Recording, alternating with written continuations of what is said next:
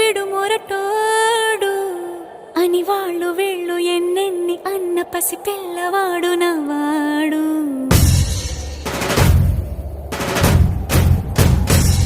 విడుముండోడు అని ఊరు వాడ అనుకున్న గాని మహారాజు నాకు నవ్వాడు.